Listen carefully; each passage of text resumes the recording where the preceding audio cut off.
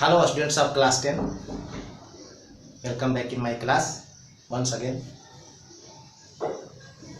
आज मैं आपके सामने जो टॉपिक रखने वाला हूँ इसके बारे में चर्चा करने वाला हूँ वो after the postponement of non cooperation movement by Gandhi what was happened in India before civil disobedience movement which was started once again by Gandhi ji in 1930 and towards civil disobedience movement क्या कुछ हुआ main stream politics में भारत के civil disobedience movement और non cooperation movement के postponement के बाद। तो शुरू करते हैं। During the non cooperation movement what was observed? The first thing was violence was noticed since this non cooperation movement was started on the principle of non-violence, yet there was violence, and due to that Gandhi ji had called off the non-cooperation movement. हिंसा हुई, यह एक सर्वविदित तथ्य है और गांधी जी उसके बाद महसूस किया। क्या महसूस किया? Gandhi ji felt that the need to train Indians to follow non violence. Gandhi ji ने महसूस किया कि बिना पर्याप्त तैयारी के, बिना पर्याप्त प्रशिक्षण के अगर भारतीय जनमानस किसी बड़े आंदोलन में भाग लेता है तो नॉन वायलेंस के आधार पर आंदोलन को चलाना काफी मुश्किल होगा। इसलिए he wanted to train Indian first for any future mass agitation. So only then a mass movement based on the principle of non-violence would be possible in future. जब तक ट्रेनिंग नहीं होगी, a mass movement based on the principle of non-violence was not possible. तो इस तरह से गांधी जी ने उसके बाद अपने आप को कुछ सामाजिक सुधारों के कार्यक्रम में लगा दिया। हालांकि उसके पहले उन्हें ब्रिटिश सरकार ने अरेस्ट किया, जेल ने उनको रखा, निकले तो सामाजिक सुधार और बहुत ही मिनिमम पॉलिटिकल एक्टिविटीज में अपने आप को इंगेज रखा। लेकिन वास्तव में अगर हम ठीक से देखें तो इस राजनीतिक शून्यता की जो स्थिति थी, political vacuum, the period between non cooperation and civil disobedience movement 1930 was a period of political vacuum. बहुत ज्यादा देशव्यापी स्तर पर कोई जन आंदोलन इस समय नहीं चला। तो क्या वास्तव में समूचे पीरियड में कुछ भारत में हुआ ही नहीं? हुआ, और जो कुछ भी हुआ उसमें से एक था within Congress as a political faction Swaraj party was established in leadership of CR Das and Motilal Nehru. ये दो प्रोमिनेंट लीडर थे उस समय में।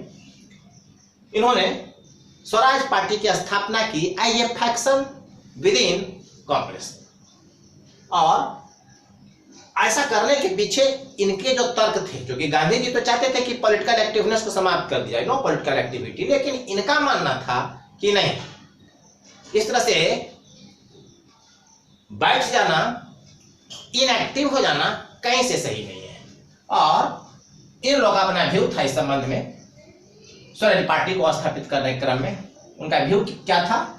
These leaders were of the view that they should participate in ongoing election of councils based on the provisions of Government of India Act 1990। जो Morley Minto reform था उसके आधार पर जो भारत सरकार अधिनियम पास किया गया था 1919, उसमें डायरकी की व्यवस्था की गई थी। द्वैध शासन, प्रांतीय सरकार और उसके लेजिस्लेचर सेंट्रल गवर्नमेंट और उसके लेजिस्लेचर। तो दोनों में भारत में चुन के आने वाले प्रतिनिधियों की संख्या को बढ़ाया गया था पहले की अपेक्षा, और इस तरह से इलेक्शन का प्रोविजन था। तो ये चाहते थे कि काउंसिल के जो भी इलेक्शन हो उसमें हम भाग लें, चुने जाए, बीइंग इलेक्टेड, और काउंसिल में जाकर सरकार की उन नीतियों का विरोध करें जो एंटी इंडियन इंटरेस्ट हो। इसलिए they wanted to oppose government's anti-India policy being elected as member in the council. They also wanted to pressurize the government for reforms, which was the need of the time. उस समय के अंतराल में भारतीय लोगों के लिए, उनकी बेहतरी के लिए जिस प्रकार के रिफॉर्म की आवश्यकता थी, वे चाहते थे इसके लिए सरकार पर दबाव काउंसिल में एज ए मेंबर रहते हुए during the debate and discussion डाले। लेकिन कुछ लीडर, ये जो स्वराजिस्ट लोग थे, CR दास, मोतीलाल नेहरू, ये थोड़े एक्सपीरियंस्ड और कह सकते हैं कि एजेड लोग थे। जो यूथ था, नौजवान था, जो युवा लोग थे, इन युवाओं का कुछ अलग ओपिनियन था। Some of the leaders like Jawaharlal Nehru, Subhash Chandra Bose wanted to begin a mass agitation once again within the country, और इसके लिए वे वास्तव में काफी प्रयासरत थे। हालांकि वे बहुत ज्यादा सफल नहीं हुए, फिर भी इंटरनेशनल और नेशनल कुछ ऐसी स्थितियां इस समय में हमारे देश में या देश के बाहर क्रिएट हुई after the first world war, जिसने इस समय में यानी कि 1922 टू 1930 के बीच में पॉलिटिक्स को, इंडियन पॉलिटिक्स की दिशा और दशा को निर्धारित किया। ड्यूरिंग दिस पीरियड दो फैक्टर जो है प्रोमिनेंट थे, बहुत ही महत्वपूर्ण थे, and this two factor decided what should be the direction and the condition of Indian politics at that time. These two factors present within the country at an international level, which had shaped the fate of Indian politics. क्या वो थे? पहला था world wide economic depression. ये phase जो था दुनिया में आर्थिक मंदी का था, और यह आर्थिक मंदी फर्स्ट वर्ल्ड वॉर के बाद से ही जैसी समाप्त हुआ था, यह दौर शुरू हो गया था, जो स्पष्ट हो गया था यह, और इसका प्रभाव बढ़ता ही गया। 1930 तक जाते जाते इस वैश्वव्यापी मंदी का प्रभाव बहुत ही व्यापक हो गया, क्लाइमेक्स पर पहुंच गया। World wide economic depression which was on climax up to 1930, it resulted in, जब ये विश्वव्यापी मंदी आ गई तो उसका प्रभाव क्या हुआ?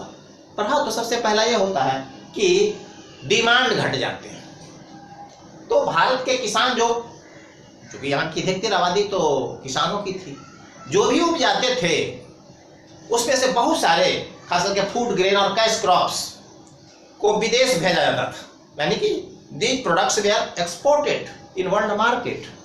Most of the produce they are not out, went to market of England as the raw material at. सबसे बड़ी बात थी कि चूंकि एक्सपोर्ट घट गया, एक्सपोर्ट घट गया क्यों? तो वर्ल्ड मार्केट में डिमांड घट गया। जब एक्सपोर्ट घट गया तो किसानों के पास जो प्रोड्यूस थे उनको खरीदने वाला कोई नहीं था, मार्केट में सही दाम पे खरीदने वाला नहीं था। चीज़ों के दाम यानी एग्रो प्रोडक्ट्स के दाम काफ़ी घट गए, रीजनेबल प्राइस से भी कम, उपज का वाजिब कीमत नहीं मिलने लगा। तो और किसानों को सरकार को तो नहीं है ना, government demanded the fixed revenue, क्योंकि उनको तो रेवेन्यू चाहिए था और रेवेन्यू पे करने में किसान सक्षम थे नहीं। क्यों? देखा जाए sir, fail in price of agro product in India, it was common. हर किसान इससे परेशान था, वही उनके जीवन का आधार था, और जब चीज़ों के दाम नहीं मिलेंगे उनके प्रोडक्ट्स का, तो आखिर वो किस प्रकार से जिएंगे?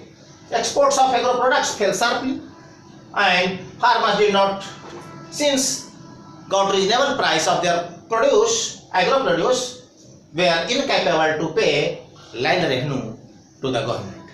इस प्रकार के जो है कह सकते हो कि भयपूर्ण वातावरण जो किसानों के लिए पैदा हुआ, उससे क्योंकि अपने सर्वाइवल पर प्रश्न चिन्ह नजर आने लगा। एक तो गवर्नमेंट का प्रेशर, चीजों के दाम बिल्कुल कम थे, तो उनके अपने भरण पोषण में, उनके अपने लाइवलीहुड में अब काफी जो है परेशानी में अनुभव करने लगे वो। इसका नतीजा क्या हुआ? All over the country the farmers were very much dissatisfied, और इसने एक नए कंडीशन को जन्म दिया। यही कारण है कि इस दरमियान बहुत सारे किसान आंदोलन भी होते हैं, और स्थानीय स्तर पर ही सही, बाद में चलकर राष्ट्रीय स्तर पर किसान सभा और किसानों के कुछ नए नेता सामने आते हैं। इसको हम अगले स्लाइड में आपके सामने फिर प्रस्तुत करते हैं। तो the condition of rural India was alarm and farmers in rural areas were now in turmoil. In rural areas, farmers felt themselves in very bad condition. उनके सामने जीने और मरने का प्रश्न था, और सर्वाइवल पर जब प्रश्न चिन्ह होता है तब स्थितियां विकट हो जाती है। जैसे जहां रूरल इंडिया अलार्मिंग था, एक दूसरा जो वास्तव में यहां जो कंडीशन सामने आया वो इस रूप में, जो कि सरकार को सब कुछ खबर थी, बेखबर नहीं थी, बाखबर थी। वह जान रही थी कि अब जो है भारत में सुधार अर्जेंटली रिक्वायर्ड है। इसी को देखते हुए ब्रिटिश पार्लियामेंट ने सर जाइमन कमीशन के नेतृत्व में, लीडरशिप में एक कमीशन कॉन्स्टिट्यूट किया, ऑर्गेनाइज किया, फॉर्म किया, और उस कॉन्स्टिट्यूशन को जवाबदेही दिया, given the responsibility to study the condition in India and also suggest reforms to pacify the Indian unrest. Bharat में जो इस प्रकार की स्थितियां बन रही थी, सरकार विरोधी जो वातावरण बन रहा था, गुस्सा और उसका उबाल जो खास करके कह सकते हैं कि सुदूर देहाती क्षेत्रों तक था, तो कैसे उसको शांत किया जा सके, इसके लिए सर जाइमन कमीशन को, सर जॉन साइमन को जवाबदेही दी गई। कमीशन भारत में आया भी, लेकिन एक वाजिब कारण के कारण जहां कहीं भी गया, हर जगह उसका भारतीय लोगों ने, क्योंकि अधिकतर यह शहरी क्षेत्र में ही गए, वहां घूमा, ऑब्जर्व किया, और whatever he found given report to the government. लेकिन ड्यूरिंग द पीरियड हुआ क्या? But since in this commission no Indian member was included, Bharat के बारे में, भारतीयों के बारे में विचार करना था, उनके बारे में जानकारी लेनी थी, उनके बारे में कैसे बेहतर उनके कंडीशन को किया जा सके, सजेशन देना था। और ब्रिटिश पार्लियामेंट के द्वारा इस कमीशन में सिर्फ गोरे अंग्रेजों को ही रखा गया, कोई भी भारतीय चूंकि इसका सदस्य नहीं था, इसलिए इसके रिपोर्ट की विश्वसनीयता भारतीय नेताओं ने मानने से इनकार कर दिया। So whenever it went in India, it was welcomed with black flags and with slogan Simon go back. काफी विरोध किया गया इसका, हर जगह जुलूस, प्रदर्शन और रैलियां निकाली गई, जहां कहीं भी ये साइमन कमीशन गया। इसी बीच इंडियन वायसराय जो उस समय थे, लॉर्ड इरविन, उसने भी एक चाल चली, देखा कि तात्कालिक रूप से परिस्थितियों को फेवर में किया जाए, और इसके लिए उसने एक कह सकते हो कि बहलाने के लिए, भारतीय जनमानस को बहलाने के लिए, हम उसको अंधेरे में ही रखने के लिए एक वेग ऑफर दिया, एक ऐसा ऑफर दिया जो वास्तव में कहीं से भी उचित था नहीं। वो क्या था? Meanwhile, Indian Viceroy at this time, Lord Irwin, proposed before Indian leaders a vague offer in form of to promise India a dominion status in 1929, and to discuss the mode, invited Indian leaders to participate in ongoing round table conference organise in London, यानी कि London में round table conference का आयोजन किया गया, जिसमें भारतीय विभिन्न सेक्शन से नेताओं को आमंत्रित किया गया कि आइए और विचार कीजिए, हम आपस में बैठ कर तय करेंगे कि कैसे जो है भारत में राजनीतिक सुधार को एक अच्छी दिशा दी जा सके। और उसके लिए जो प्रस्ताव रखा था इसे डोमिनियन स्टेटस देने की। डोमिनियन स्टेटस वास्तव में होता यह है कि वहाँ जिस कॉलोनी में यहाँ लागू किया गया था, वहाँ की जनता को प्रतिनिधियों को चुनने का अधिकार था, स्वदेशी स्तर पर सरकार चलाने का भी अधिकार था, लेकिन उसके हर काम में, यानी उससे ऊपर एक अथॉरिटी के रूप में ब्रिटिश क्राउन का एक अधिकारी जो होता था, उसके किसी भी लिए गए डिसीजन को वीटो कर सकता था। और ये जो वाइसरा या किसी दूसरे फॉर्म में जो हाईएस्ट अथॉरिटी होता था उस डोमिनियन स्टेटस के तहत, यानी उस स्टेट में, वो गाइड होता था, कंट्रोल होता था, एडमिनिस्ट्रेट होता था ब्रिटिश पार्लियामेंट के द्वारा, यानी यह ब्रिटिश क्राउन के अधीन होता था। यानी कि हर हाल में सजरेंटी जो होती थी, सुप्रीम पावर जो होता था, वो ब्रिटिश क्राउन के तहत ही इसमें होना था। लब्बो लुआब ये कि सरकार चलाने का उत्तरदायित्व तो दिया जाए देसी लोगों को, किसी खास कॉलोनी में लोगों को, लेकिन उसको उनके अधिकारों से लैस नहीं किया जाए। जो उनके वाजिब अधिकार होने थे विभिन्न प्रकार की परिस्थितियों को फेस करने में, वो अधिकार उन्हें दिए जाने के लिए डोमिनियन स्टेटस में कोई प्रोविजन नहीं होता था। इस तरह से यह एक छलावा मात्र था। लोगों को खुश रखने के लिए देसी जनता को, कॉलोनी के लोगों को किसी प्रकार से गलतफहमी में डाले रखने का ही यह एक प्रयास था। तो इस डोमिनियन स्टेटस को भारतीय नेताओं ने स्वीकार नहीं किया, रिजेक्ट कर दिया उसको, और इसी कारण in leadership of Jawaharlal Nehru in December 1929 at annual session of Congress in Lahore, a proposal was passed. That proposal was to get पूर्ण स्वराज। नेहरू जी की अध्यक्षता में जो दिसंबर 1929 में वार्षिक सम्मेलन हुआ कांग्रेस का, उसमें भारत में भारतीयों के द्वारा स्वतंत्रता आंदोलन के दरमियान पूर्ण स्वराज की डिमांड रखी और कहा, सिर्फ डिमांड ही नहीं रखा, एक्टिवली जो है इस पर काम करने के लिए उसने लोगों को दिशा देने के लिए आह्वान किया कि on 26 January 1930 there will be independence day celebrated. यह भी तय कर दिया कि 26 जनवरी 1930 को भारत में स्वतंत्रता दिवस मनाया जाएगा। यानी कि हम मान लेंगे और अपने कार्यविधियों से बताएंगे कि अब हम स्वतंत्र हो गए हैं, हमें ब्रिटिश शासन की, ब्रिटिश पार्लियामेंट की, ब्रिटिश क्राउन की अधिसत्ता स्वीकार नहीं है, उसकी सजरेंटी स्वीकार नहीं है। हालांकि तो उस समय ये 26 जनवरी 1930 को पहली बार भारत में यह मनाया भी गया।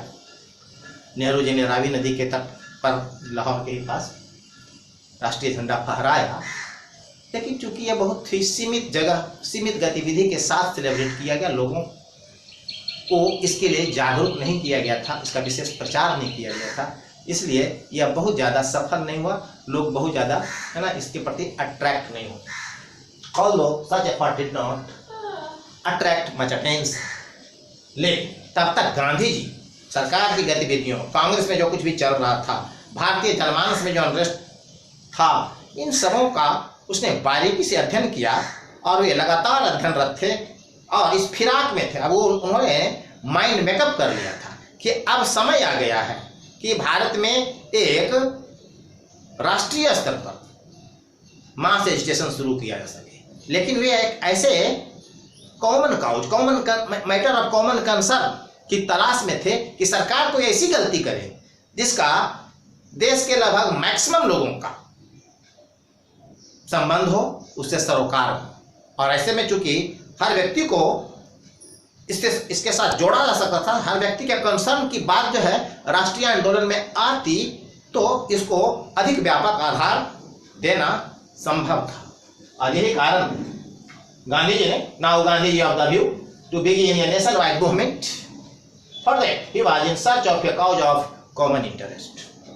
असंयोग की बात है, इसी समय ब्रिटिश गवर्नमेंट ने एक सॉल्ट लॉ पास किया, जिसमें भारतीयों को सॉल्ट मैन्युफैक्चरिंग से मरहूम कर दिया गया और यह कहा गया कि सरकार और उसकी एजेंसियां ही अब जो है यहाँ नमक बनाएगी, स्पेशल उस पर जो है टैक्स ऐड किया गया।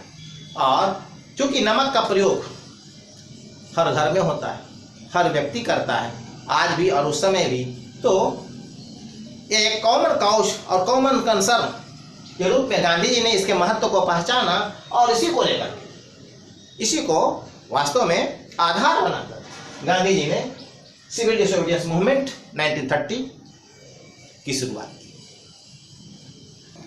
आज की वीडियो में इतना ही। इसके बाद हम अगले वीडियो में लेकर आएंगे आपके सामने सॉल्ट मार्च और सिविल डिसोबीडियंस मूवमेंट, उसके बारे में हम डिस्कस करेंगे। तब तक आप इंतजार करें। Thank you.